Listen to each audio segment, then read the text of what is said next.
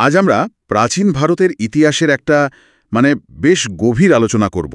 হ্যাঁ, আমাদের হাতে একটা বেশ ভালো সহায়িকা আছে, যেটা প্রতিযোগিতামূলক পরীক্ষার জন্য তৈরি। ঠিক। তো ওই সহায়িকার সূত্র ধরেই সিন্ধু সভ্যতা থেকে গুপ্তযুগ, এমনকি একটু দক্ষিণ ভারতও ছুঁয়ে যাব আমরা। একদম। শুধু সাল তারিখ নয়, বরং প্রতিটি যুগের যে মূল নির্যাস, সেটার দিকেই ফোকাস থাকবে। দারুণ। তাহলে শুরুই করা যাক সিন্ধু সভ্যতা দিয়ে। সময়টা তো প্রায় 2500 খ্রিস্টপূর্বাব্দের আশেপাশে। হ্যাঁ, 2500 থেকে 1750 খ্রিস্টপূর্বাব্দ, মোটামুটি এই রকম। হরপ্পা, মহেঞ্জোদারো প্রধান কেন্দ্র। নামগুলো শুনলেই ওই পরিকল্পিত শহরগুলোর কথা মনে পড়ে। কি অসাধারণ ছিল সত্যি। বিশেষ করে মহেঞ্জোদারোর এই বিশাল স্নানাগারটা, গ্রেট বাথ, আর নিকাশি ব্যবস্থা। ভাবা যায় প্রায় 4500 বছর আগে এতটা উন্নত চিন্তা। একেই তো বলা হয় ভারতের প্রথম নগরায়ন। আর শুধু পরিকল্পনা না, ওরা ব্রোঞ্জ ব্যবহারে দক্ষ ছিল। ও আচ্ছা, ব্রোঞ্জ যুগ তাহলে। ওদের শিল্পকর্মগুলো তো খুব বিখ্যাত। অবশ্যই পোড়ামাটির সিলমোহরগুলো, বিশেষ করে ওই যে পশুপতি সিলটা। হ্যাঁ, মনে পড়েছে। আর মহেঞ্জোদারোর ওই ব্রোঞ্জের নর্তকী মূর্তিটা। ঠিক। এগুলো ওদের উন্নত রুচি আর কারিগরি দক্ষতার প্রমাণ দেয়। কিন্তু ওই লিপিটা, ওটাই তো রহস্য। হরপ্পা লিপি, যার আজও আমরা জানি না। ঠিক। আচ্ছা, সিন্ধু সভ্যতার পর আমরা কোন দিকে যাচ্ছি? বৈদিক যুগ? হ্যাঁ, এর পরেই আসছে বৈদিক যুগ। ধরুন 1500 থেকে 600 খ্রিস্টপূর্বাব্দ। এর আবার দুটো ভাগ আছে, তাই না? প্রারম্ভিক আর পরবর্তী। একদম। শুরুতে তো ঋগ্বেদ, সবচেয়ে প্রাচীন বেদ, যেখানে ইন্দ্র, অগ্নির মতো দেবতাদের প্রাধান্য, যজ্ঞের একটা বড় ভূমিকা ছিল। বেশ সরল একটা চিত্র পাওয়া যায় শুরুতে, কিন্তু পরের দিকে ব্যাপারটা একটু জটিল হয়। পরবর্তী বৈদিক যুগে এসে সামাজিক আর ধর্মীয় কাঠামোয় বেশ পরিবর্তন আসে। এই সময়ে কি ওই চতুর্বর্ণ প্রথার শুরু? হ্যাঁ, ব্রাহ্মণ, ক্ষত্রিয়, বৈশ্য, শূদ্র, এই যে ভাগটা, এটা এখানেই স্পষ্ট হয়, পেশা আর জন্মের ভিত্তিতে। আর অন্য বেদগুলো, সামবেদ, যজুর্বেদ, অথর্ববেদ, সেগুলো এই পরবর্তী যুগেই সংকলিত হয়। সাথে উপনিষদ, আরণ্যকের মতো গভীর দার্শনিক চিন্তার বইও লেখা হয়। যেখানে যজ্ঞের চেয়ে জ্ঞান বা তত্ত্বের ওপর জোর দেওয়া হচ্ছে বেশি। একদম ঠিক।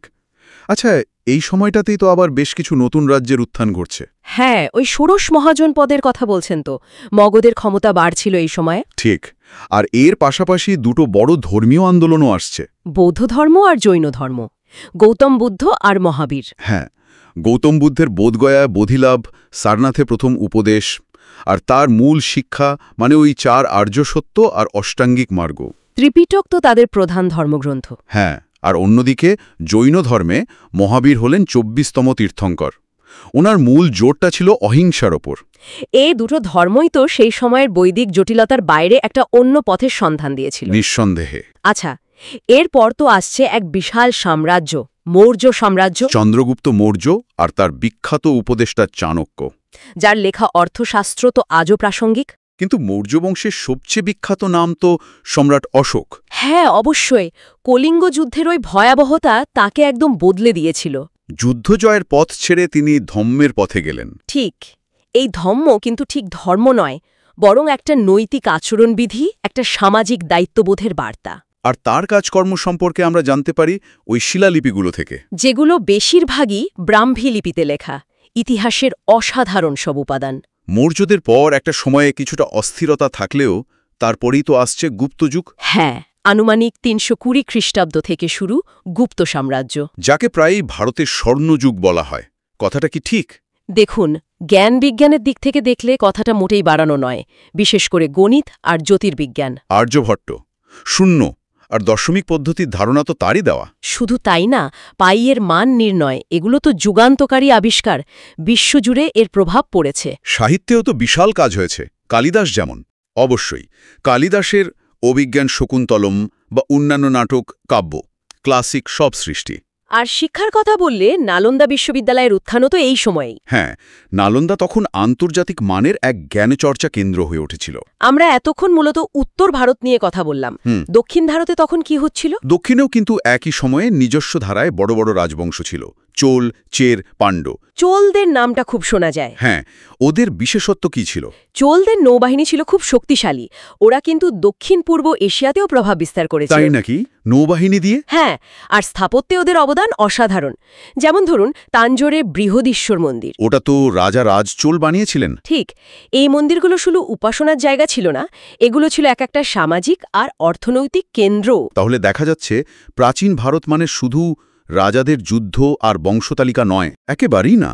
উন্নত নগর পরিকল্পনা, গভীর দার্শনিক চিন্তা, বিজ্ঞানের অগ্রগতি, অসাধারণ শিল্পকলা, সব মিলিয়ে একটা দারুণ বর্ণময় ছবি। আজকের এই সংক্ষিপ্ত আলোচনায় আমরা তারই কিছু ঝলক পেলাম শুধু। ঠিক।